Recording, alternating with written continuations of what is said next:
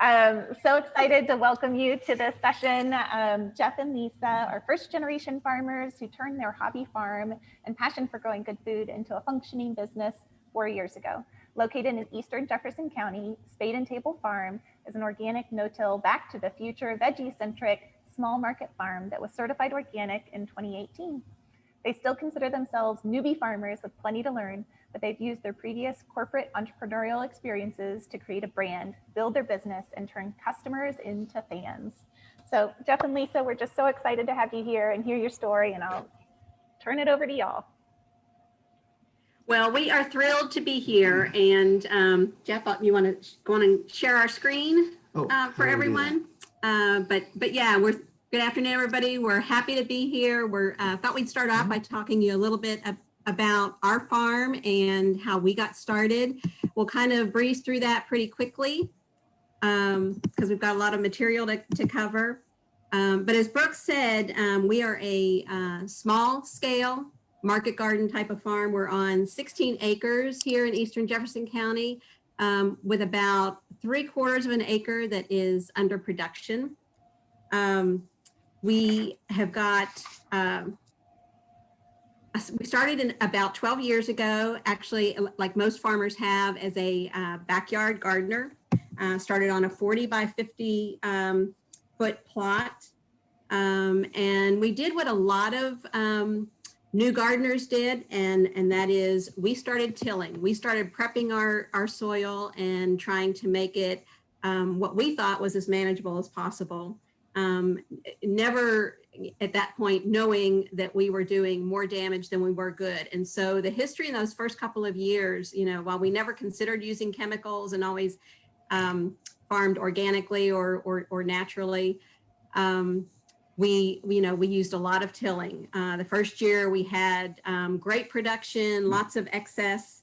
The second year was good, but not great. The third year, I would say, was marginal. And by the fourth year, we could not get anything to germinate. It was things just started kind of going downhill after we loved tilling. I remember a video from JM years ago. He talked about tillage and getting the soil fluffy. And we tilled every year, rototill, which is worse than plowing, every year. And things just started to steadily decrease in what we were yielding and the quality of the fruit and everything else. And that's when we kind of opened up our eyes and started investigating. So they can't see our slides.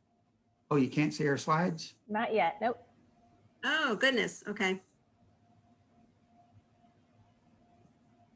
Let's see. Well, let's see what's going on here. Are you doing the share green button, the share screen button at the bottom? That's well, we had been. Let's try it again. Okay. Share screen. Yes. Oh. Here's the screen. Yeah, and I want to do this. Share. Sorry about that, folks. There, I see it's coming. Yeah, there we are. We don't have any pictures yet, but we do see a black screen. There we go. And then just go full screen. We're going to go to full. Yeah. There we go. Sorry about that. All right, good to go. Yay. Good. Yes. Yeah. Good. Everything cool? Perfect. Okay, good. Sorry about that. Great. Go ahead.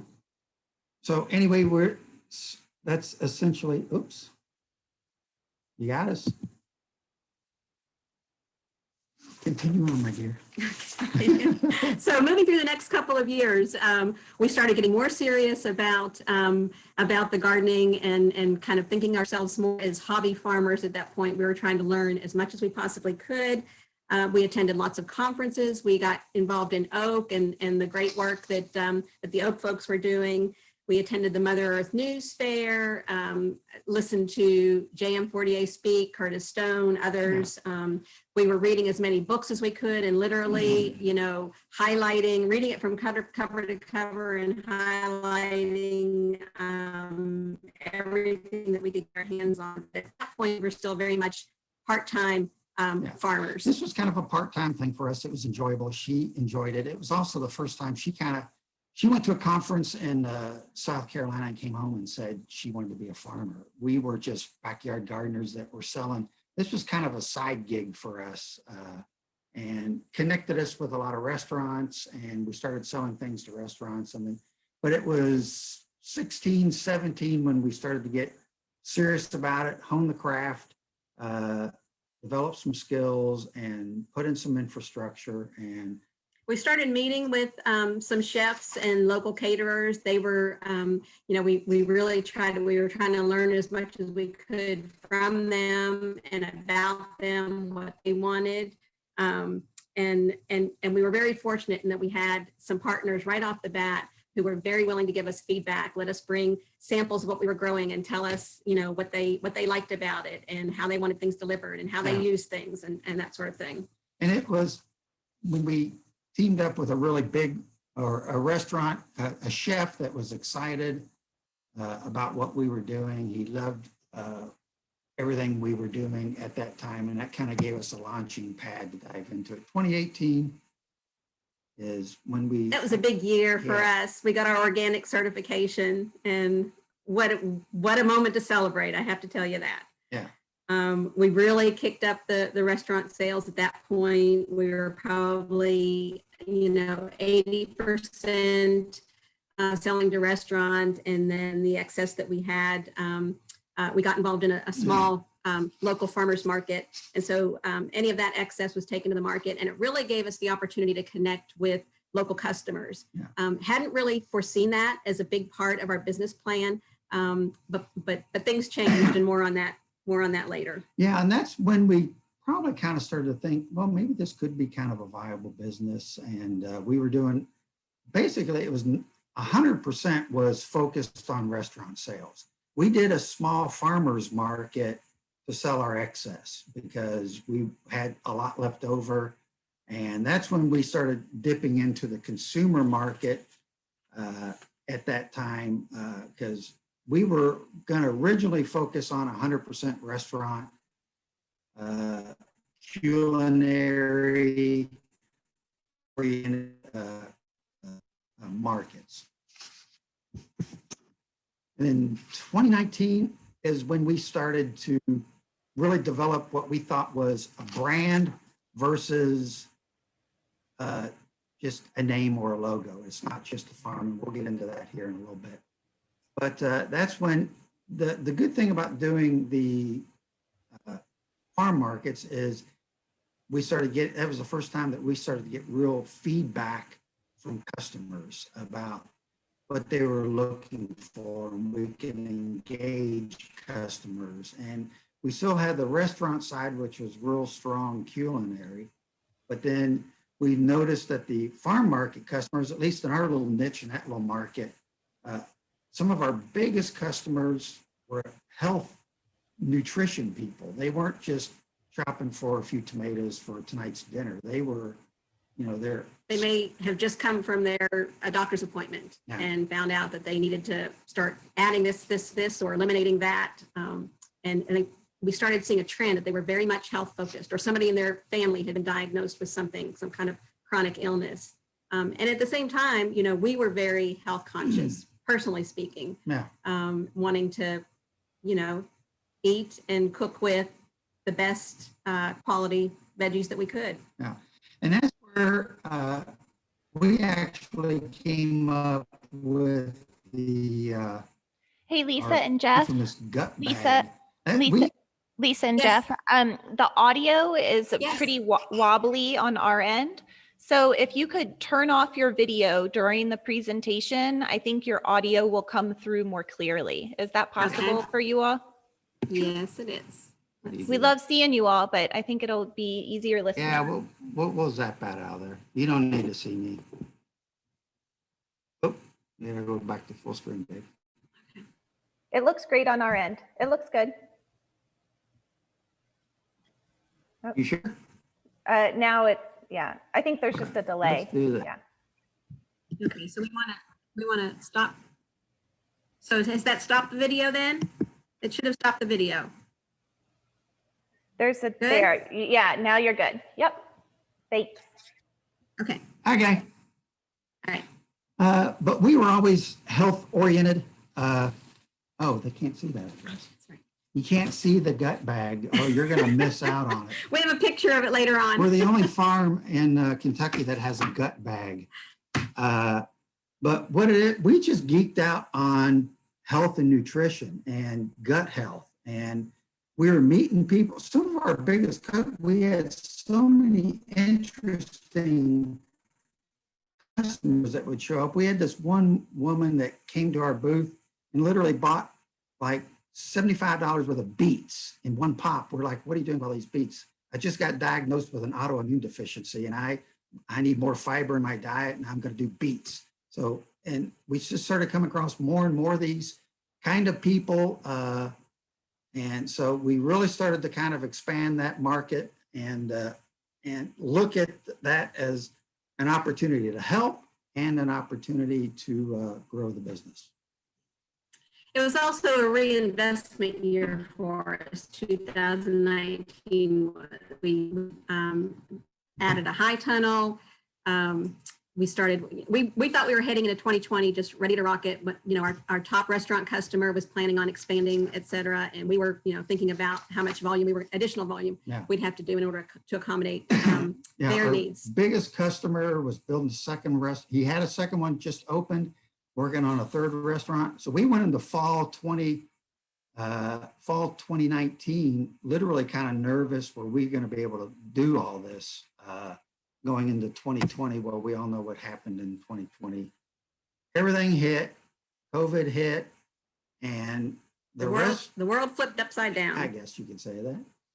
And our biggest customer, eggs in one basket scenario, stopped right there. And we had a lot of conversations with those folks, and it was a trying time for everybody, but we literally went from a mostly restaurant-oriented farm to now no restaurants. And so we flipped to, we say 80-20 right there. It was probably more like we flipped from, it went from probably 90% consumer and 10% restaurant. The restaurant side did pick up at various parts of the year, and we weren't overly aggressive trying to reestablish that restaurant business.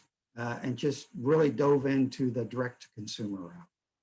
And one of the things that happened right away is that we had never done a winter market, but our market manager started getting phone calls almost immediately from customers saying, "Can you open early? Does anybody have anything to sell? We don't want to go to our local grocery stores, for obvious reasons." And so suddenly, we were scrambling to try and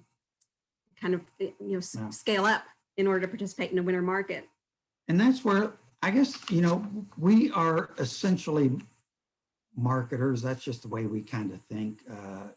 Every farm does what we do. We have the market side, and then we have the grind side, which is the actual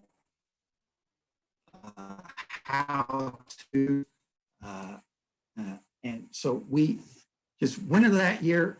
We finished last year with, I think, pretty happy with where we were, and we're real happy with where we're going because we really think organic can make a monster difference. I can tell you right now that 2021 is the biggest opportunity for organic farm, organic produce in the past 20 years. It's everybody, at least from our perspective, is worried about their health. They're worried about their immune system. We have a lot of older customers, boomers, that are suddenly discovering that they need to make some adjustments. And those are the people we're focusing in on versus just a casual shopper. And it's all about nutrition. So this kind of brings us to the point that gives you a little bit about, our background, how we started and how we built. But if we, take just a minute to step back a little bit, at some point along that journey, we started thinking of ourselves not as a farm, but as a brand. And while brand may sound very esoteric, it's basically just your story. And it's taking the opportunity to tell your story. Number one, think about your story, but then tell it every opportunity that you get. And when we say brand, I come from a business where that word gets used a lot. And some people try to paint it as it has a mystique to it. It really doesn't. It's basically how you wear your hat. It's your story and the way you wear your hat. It's the way you present yourself, and it all wraps up in a package, and it's how the customer perceives what you're doing. So and it starts at a logo if you want. It doesn't have to start a logo, but a logo is a good key little thing, but it doesn't always have to revolve around the logo. But it can revolve on a small farm situation. It revolves around the farmer, and it's how you present yourself, how you act, how, if it's a market situation, how your booth looks. And it also gives you it gives you avenues where you can start to differentiate yourself. One thing that we always thought about in farming is we all kind of sell a lot of the same products. It's friendly competition. I love this about the farm community is because in a lot of the background that I have, we develop strategies to crush the other guy. Not get along with. So when we started going to these farm conferences and everybody else is telling everybody secrets, it's like, wow, this is really cool. It was very collegial. It was wonderful. But in the end, we all go back to our farms and we all do our thing, and it's friendly competition. It's competition. And we are big believers in a rising tide lifts all boats kind of people. We're pushing 60. We're not pushing, we're not in our 20s. But when it comes to your brand, the most important thing is that it doesn't have to be overly complicated. It doesn't have to have 15 different components. You can keep it simple. You just want to make sure that you find points to differentiate yourself. And we looked at our scale, and we farm a little bit right at 3/4 of an acre, a little bit less. So we're small fry.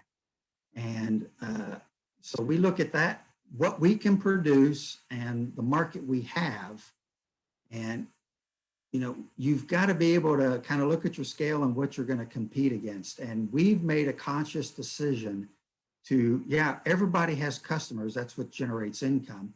But because of our size, we focus on developing farm fans, because we found out that we had a few of our customers, we had, $10 customers, $5 customers, $20 customers. And then we'd have somebody walk up to the booth and literally buy $100 right there on the pot. And somebody would buy $80 right there and so we started to look at those people, and it's, JM talked about it this morning. It's the 80-20 rule is just our start. We actually are kind of focused more on like a 90-10 push in terms of developing farm fans, because they spend more money, they're more loyal, they tell their friends, and from our side, they bring their friends, which is great. And what it does is it's just it's a numbers game, and it makes it easier to sell. If you're small fry, you want to sell. It's easier to sell $100 worth of product to 10 people than it is $10 worth of product to 100 people. And that's our principle. And that's what we go. And then when it comes to social media, your farm fans are going to do your marketing, a lot of your marketing for you. I mean, I can't tell you how many times we have been, we had a customer come to the market and purchase, and then within an hour we see something pop up on Instagram, showing what they prepared for lunch for their family that day. And so they've already started marketing for you before you even closed down, packed up your market. It's great. Are we cool? And it's also, it makes it a lot more fun. It makes it more rewarding, making those connections, and knowing that you've got fans out there who are really talking about you and love you. Yeah. I like actually not being able to see yourselves on the screen. I don't do the Zoom thing that often, but it's free, it's liberating. But we look at, okay. We thought of this several years ago. We look at the way we market, and we look at other industries and other businesses and other categories where people were able to disrupt a category. And you would think it's happened in pizza, but particularly we're craft beer people. We love craft beer. We were there at the very beginning of the whole thing. And you would have thought 25 years ago, you would be nuts starting a brewery. You can't go up against a Miller, an Anheuser-Busch, and then let alone come in with a product that costs 3-4 times more than their 6-pack. But that's why we operate our farm like a microbrewery brews beer. The beer is important to them, and it has to taste good, but they sell that beer over creating a brand. They create a story around the brewery. They have a cool label. There's just a lot of kind of similarities to what we're trying to do. We add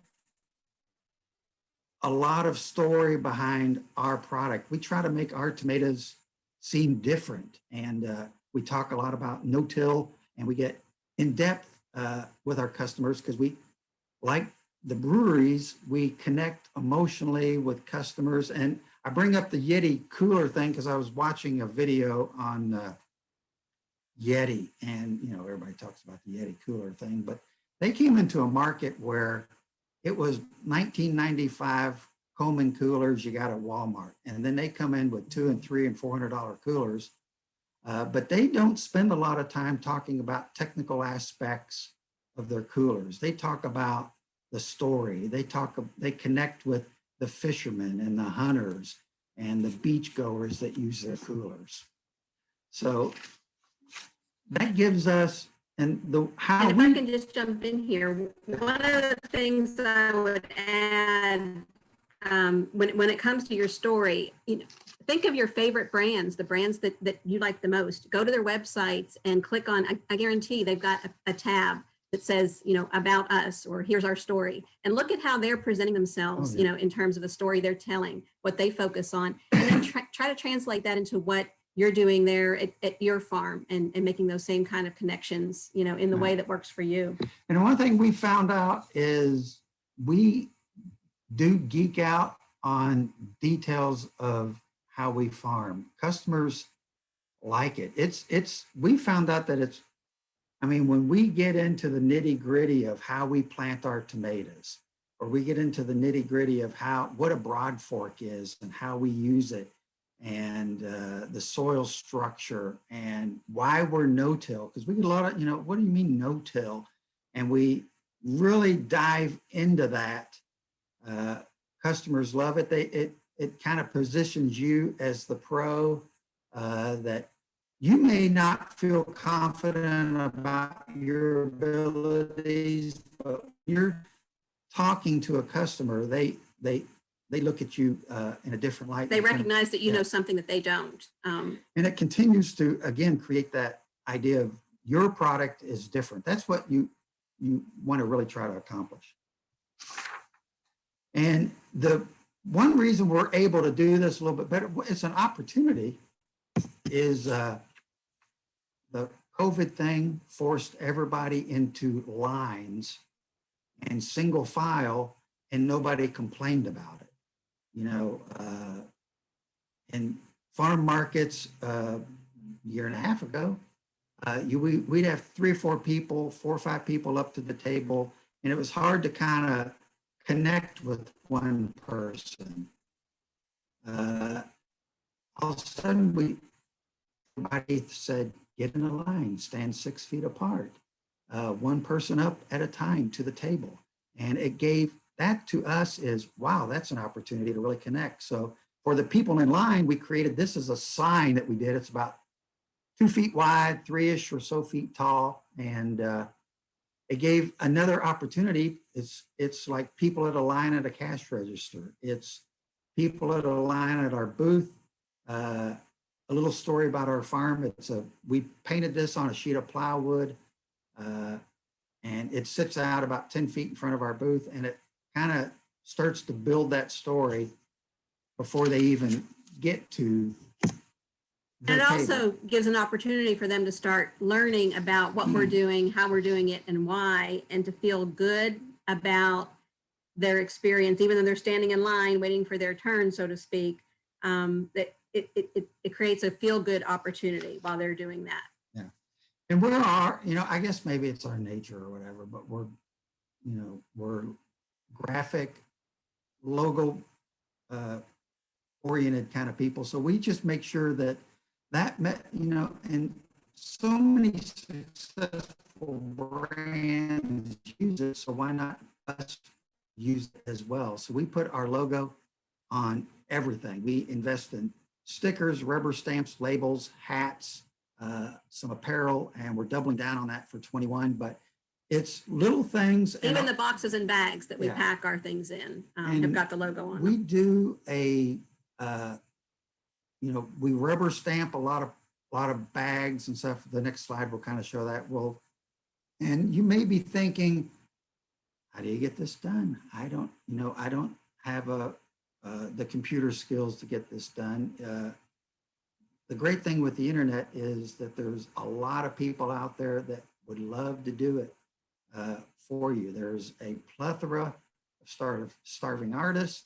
There's probably a lot of people that have, the uncle or the aunt or the niece that knows something. You can try 99 Designs is one. There's a new website out it's been out for a couple years now. It's called Fiverr, Fiverr. And these are young graphic designers by the thousands. There are a lot of Eastern Europeans, British, there's a lot of Americans that freelance out of Fiverr. And I'm frankly stunned at the quality you can get. And I'm talking logo design, postcards, flyer design, things that a few years ago would cost you $500, you can get done for $50 now. And there's tons of sources out there, and we have some of that in our little handout at the end that you can download. But we put our logo on everything and bring everything in as a cohesive look. This is aftermarket, so thank goodness it kind of works. She's standing there next to a bunch of empty tables. Yeah. with everything sold. But it's cohesiveness, it's the look, and it's a sense of consistency also in terms of, your style and your colors and, where you're using your logo, how you're using them. All the signage that you see here in the photo of our farm stand booth, we kind of brought, obviously we don't have it there right around the booth, but we've got in various locations. We just kind of gathered it around for folks to be able to see what it looks like. And then up in the right-hand corner, there's one of our stickers that we put on, I won't say everything, but nearly everything. Yeah. Below that, we had some of our recipe cards that we did with recipes on how to use different types of products, what the nutritional value is, because we're always, focusing on the nutrition and so on. And then you saw in our previous slide that we had our bags that we pack things in and how they're stamped and so on. We kind of came up with we have a whole set of recipe cards because to educate people on product, how to use it. We do specific recipes. We do a lot of recipe exchanging. We're really focusing on this aspect going into 2021, along with the health oriented aspect. We're working on a whole series of bag and box inserts in the industry. They're called bounce back. You want that customer to come back to you that following week. Everything we do is built around getting customers and then turning customers into fans, and then having them come back to us every week. And if you have a CSA, that's a farm fan. But you need to make sure the biggest marketing you can do in a CSA environment is having that CSA member tell somebody, or and if they come back, or tell somebody to join that CSA. So develop incentives that keep that person, and then give them an incentive to go recruit their sister-in-law to come to the CSA. So that's what we're developing for 21, is a lot of, bring a friend and we're going to give you X, or bring a, and share this, we'll do Y. So it's a lot of that kind of aspect. We do freebies, but we never present things as a freebie. We present it as a gift. Thanks for your order. You talked about sunflower microgreens, and we'll hand them a free microgreen. We try not to discount. We just, at our scale, we can't afford to cut our price as volume goes up, or as supply, like in the middle of summer tomatoes, for example. We stick with a price day one, and we get our customers used to that price. And then as June and July and then August, and everybody's table is full of tomatoes, we don't compete head to head in the price game. So we try to keep our price at a certain level, but we do reward farm fans with discounts to keep them engaged and that kind of thing. And same with plant sales. We're going to double down on plant sales for 21, just because that's part of our philosophy, is backyard gardening and getting people to farm.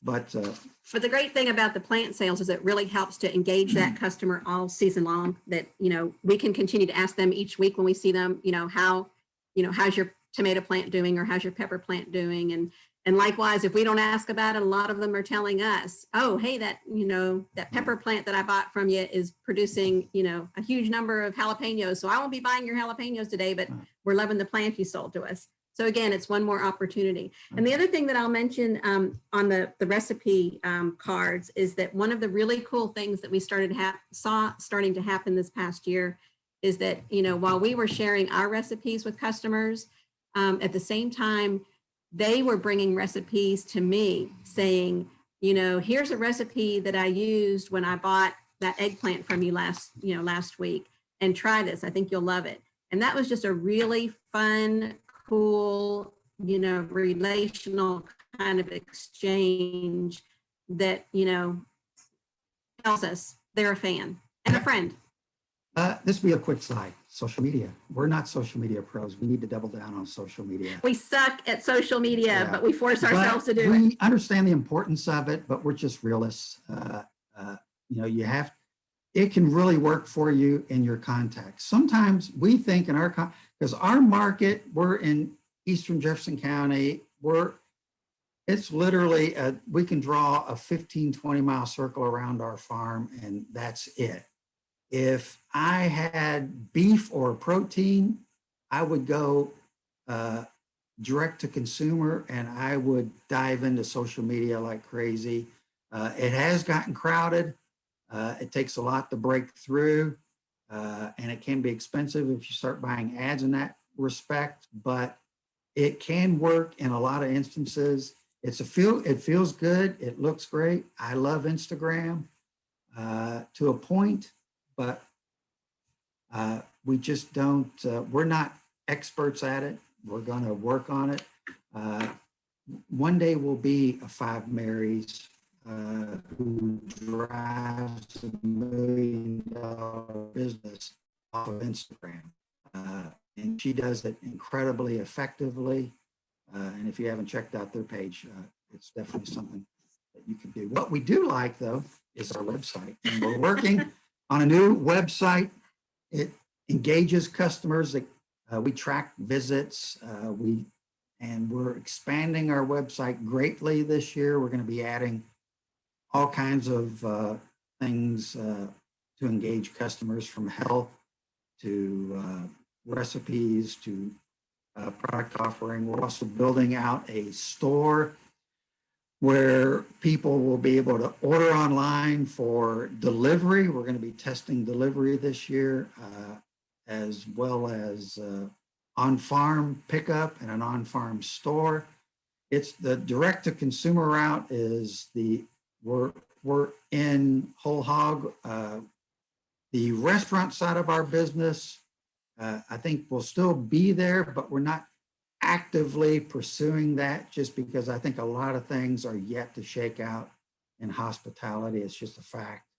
The real numbers are going to crunch out in 21. And if you thought it was bad in the latter part of 20, things aren't going to readily improve, at least in our niche business in restaurants. We also love email. We send out a weekly email to farm fans. They enjoy getting that. In fact, sometimes we get emails from our customers saying, "Where's the email?" And so we're working on timing out that email and getting our regular email out. We use MailChimp. We're still on the free side of MailChimp. But the one thing that we do is, Lisa is great at it. She sends out a lot of individual emails or individual texts. Because remember, we're dealing with a handful of farm fans, not a bunch of, we don't have 1,000, we don't have hundreds of customers. We have just a handful of farm fans, dozens now that we're dealing with, that we're building from there. So text directly to those people. They love getting those texts. And we send out emails. And yeah, and I'll tell you something that, and we've actually learned it just in the last couple of weeks, during the winter season when, we don't have as much to offer, but we're still trying to stay connected to those customers and in particular to those fans. We've not had, there have been a couple of weeks when we've not had the response to our weekly emails that we typically would. And so, I've sat down for a few minutes and sent individual texts to, people that we know live in the areas where I'm already going to be making a delivery. And say, hey, I'm going to be in your area. I can add you to the route. Is there anything you need this week? And so many times people will say, oh, I saw your email, but I was busy. I was going to get back to it and I never did. Thanks so much for reaching out to me. And then all of a sudden, we've doubled the number of deliveries that we have to do in that particular afternoon. So that's worked well. Just the one-on-one touch points. So at your farm booths, at every opportunity, you want to try to engage customers to give you their email address, their phone number, possibly for a text, and let folks know you're not going to blow their email up with a bunch of junk. One thing that we did learn right off the back, and that is you don't want to lump everybody into one big group. And, I kind of kicked myself in the butt because that's what we did. And so we were sending out a mass email to everybody that it didn't pertain to them. And so we are right now in the process of cleaning up our email list and then targeting it with who's at, this person goes to this market, this person picks up on farm. And in all of these email things, you would really focus on creating categories and so you can define a category you're going to send that email out to. Because we have some people that just want a general newsletter. They just are curious about organic, but they're not local, or they may not want the weekly, here's what we got email. They just want more informational kind of emails. And we were bombarding those people with, here's what we got emails. And folks drop off, but then when we talked to them or we heard about it, it was because we were sending them things that weren't relevant. So you want to keep email. And so we're actually asking specifically when they sign up for our email list, we're asking them specifically what they want. Do they want to know about what's happening at the local markets? Do they want general farm information? And that way it helps us categorize them. Yeah. And this is our dirty little secret. This is what we do and how we live, how we farm, and how we're going to grow our business. And we're basically banking everything we do on this slide.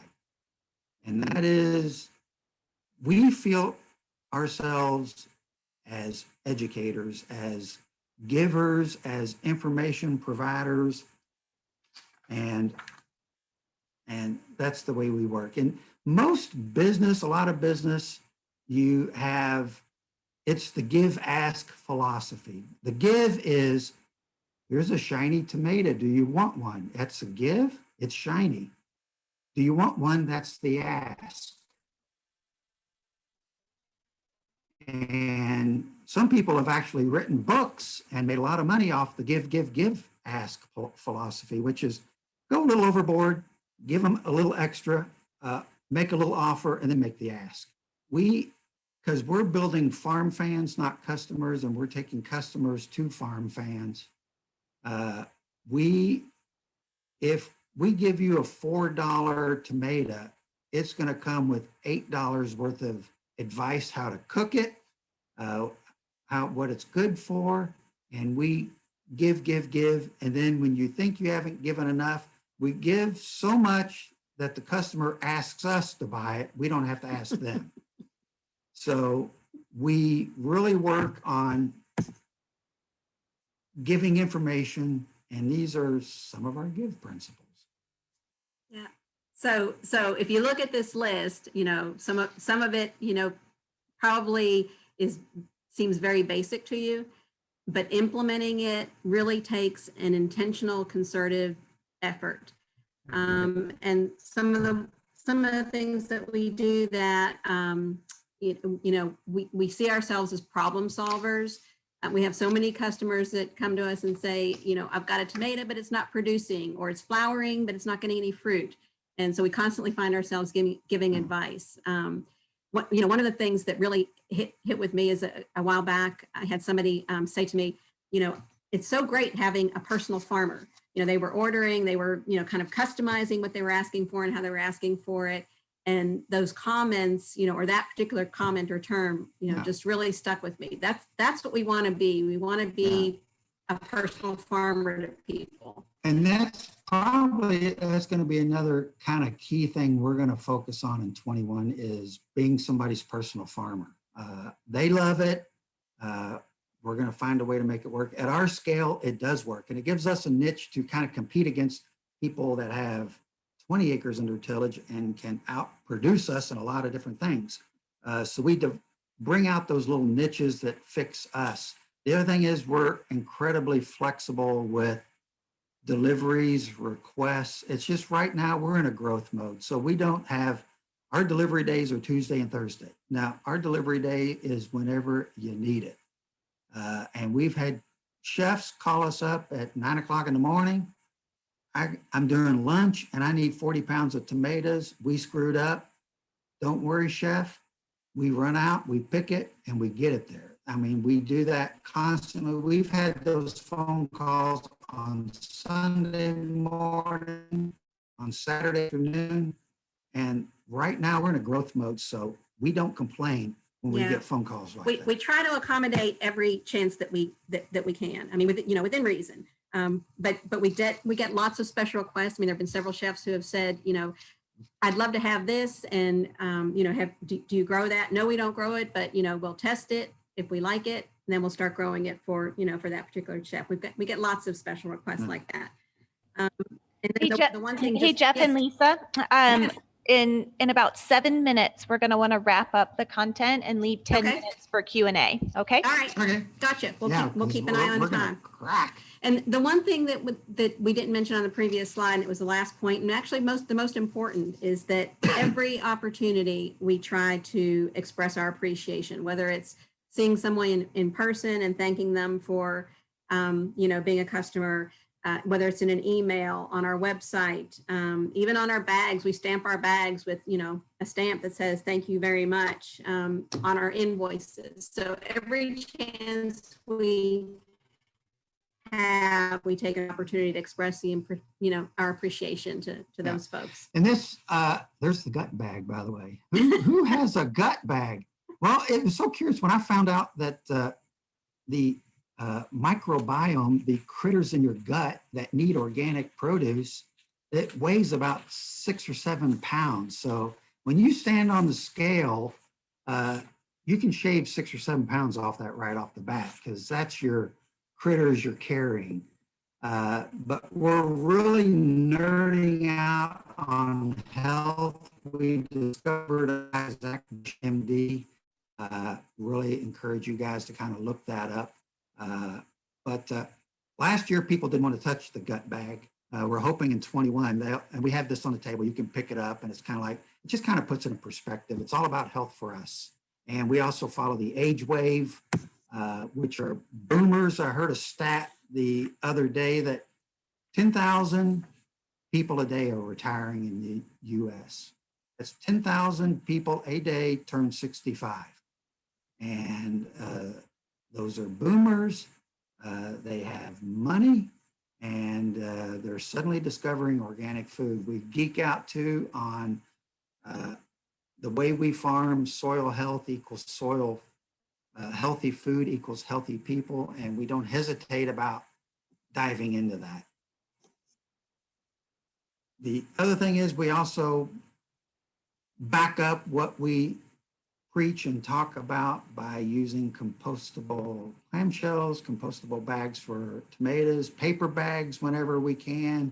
We hate those t-shirt bags, but you know, everybody uses those. If we can, if you can recycle them, there's nothing wrong with using a bunch of Kroger bags when it comes to that kind of stuff. But we try to reuse and recycle as much as possible. It's just our philosophy, and we live it on our sleeve.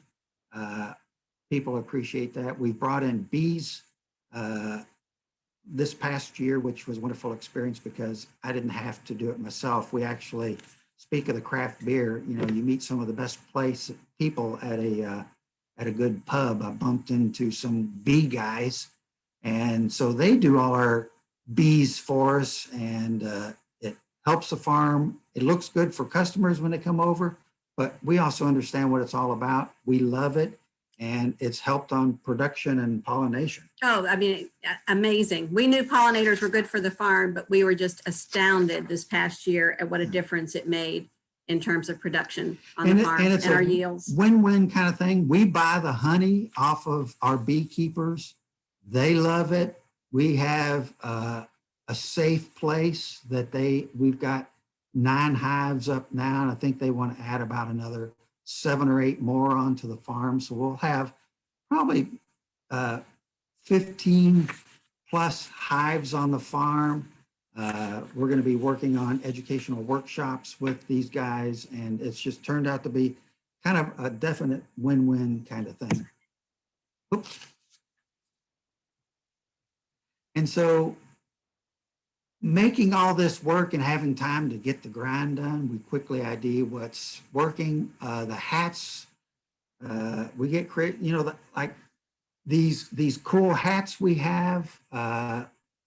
We bought patches, and I use fabric glue. It's just, you can get creative and always measure the ROI, return on investment. The product that we grow is, you know, we kind of have a criteria. It's got to be easy for us. It's got to fit our niche. We've got to be able to flip it quick. That works in the roots, peppers, squash, tomatoes, and we focus on our home runs. When we figure out something that people like and that is good for us, we double down on that. We find ways to double down on that. That's where all the recipe cards and all that stuff. We will find more ways for you to love peppers. Trust me, because we love peppers because they're easy for us to grow. So this slide is actually one that we refer to as the wood chipper slide. You know, it's kind of our thoughts about, can two people, you know, really pull this off on the scale that we need to. And it's addressing daily grind that all experience. So one of the first things that we did, and we were finding that we worked every single day. So we started implementing what we call the daily hit list. And it's kind of like the top 5 or 6 things that we know we can get done in the course of that day. And we prioritize them. And I'll be perfectly honest, you know, Jeff's priorities aren't always my priorities and vice versa. And that sometimes is where the wood chipper comes in. But it's really important to help you stay focused. And we try not to put any more on that list than we can get done in the day, so it doesn't have to carry over into the next day. One of the things we highly recommend is Ben Hartman's book, Lean Farm Principles. It's a great book, got some really good practical information. And then in our own minds, we had to let go of the idea of a perfect farm. You know, there is no such thing as a perfect farm. And so when you see things around your farm that you're not particularly happy with, sometimes, you know, if it's not a big deal, don't make it a big deal. Yeah, and don't be afraid to I mean, you can talk to other market gardeners, small farmers like that, things like Jane Cedar saved our life and that kind of thing. Our biggest principle, though, is the divide and conquer and unite and conquer kind of principle. Divide and conquer is kind of self-explanatory. Everybody does that. We do it with weeding a lot. Split up a task. The unite and conquer is like, for instance, silage tarps. JM talked about silage tarps. We use a lot of silage tarps on our farm to flip beds and to work that.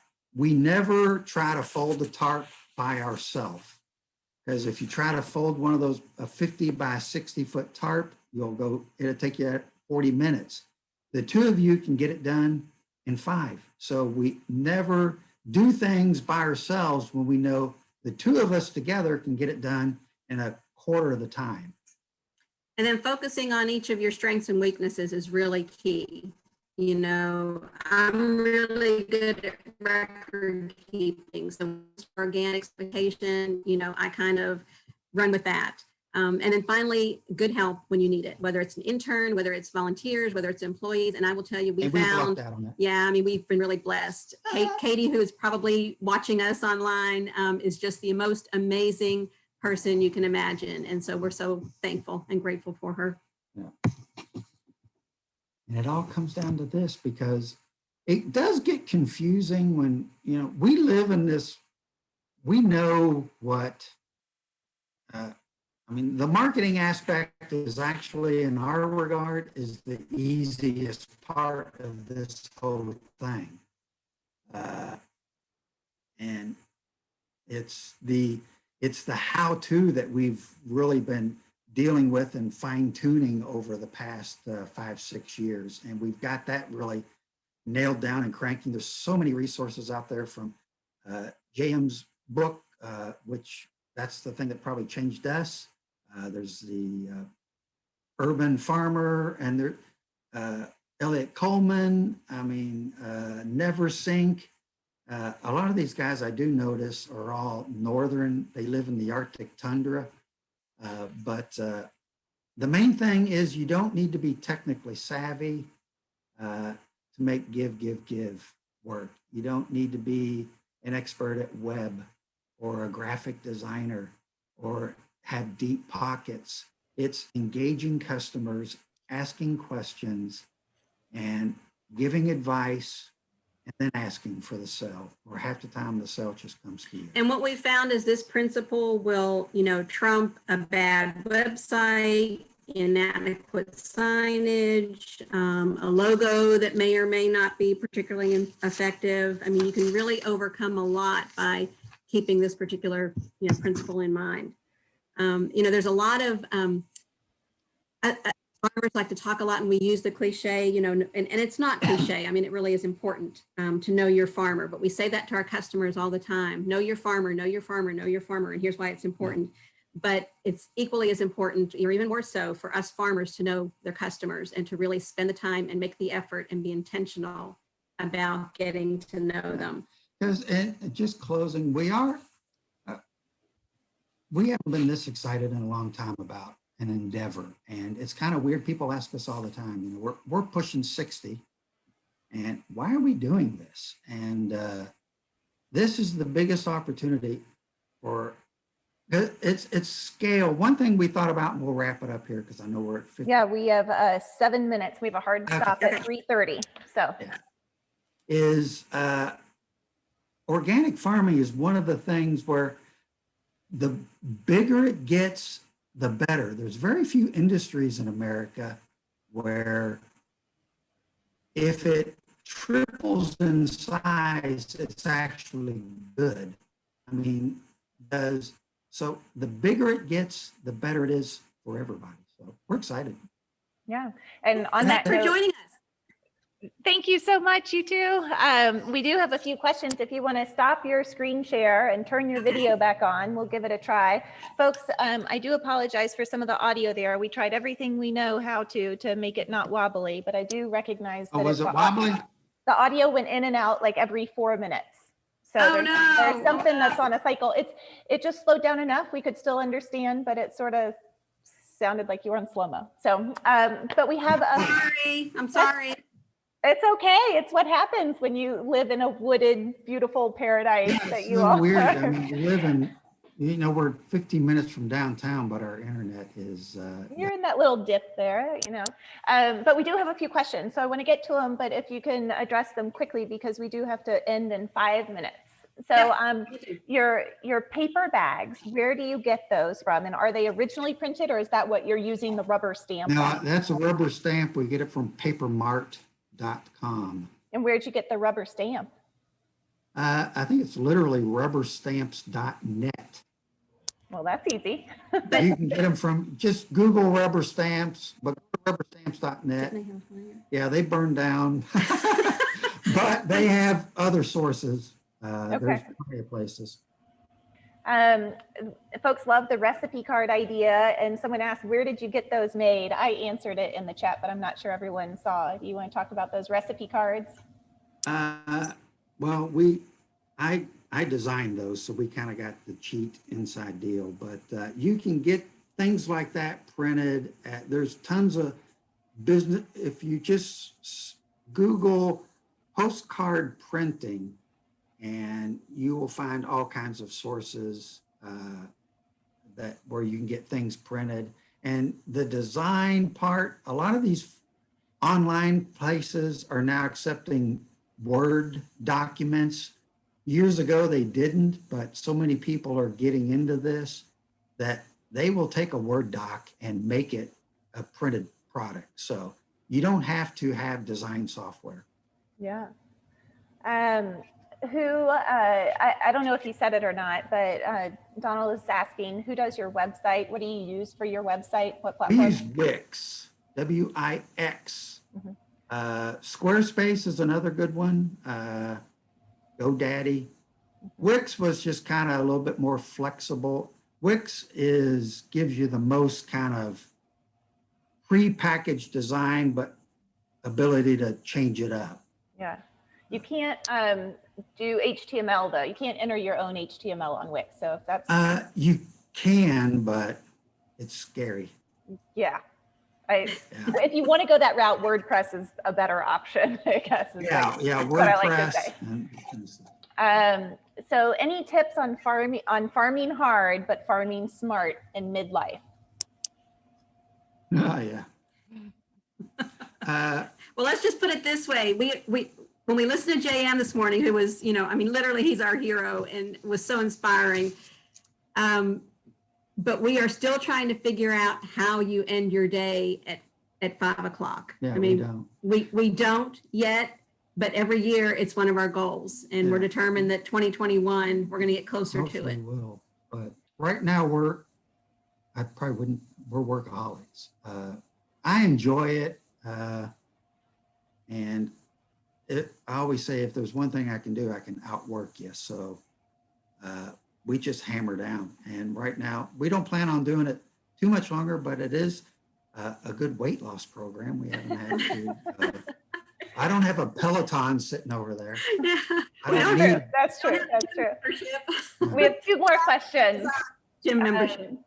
So do you all have livestock on there? Do you do this without livestock? Do you have livestock? We have chickens, but just enough right now. It's egg-laying chickens we sell eggs, and it's enough to pay for the chicken feed and keep us in great farm fresh eggs for free, basically. Well, that's good. Everyone loves that. We're seeing a lot of appreciation coming through in the comments about the presentation itself and you all. Super inspiring. So one last question, and I think it's a good one to end on. We have 1 minute. What are the 5 best tools, pieces of equipment you have when you were first starting out? Ooh. Or that you would choose now, given what you know? What are the top 5 tools? Yeah, it's probably the James Cedar is the game changer in terms of getting stuff in the ground, seed product.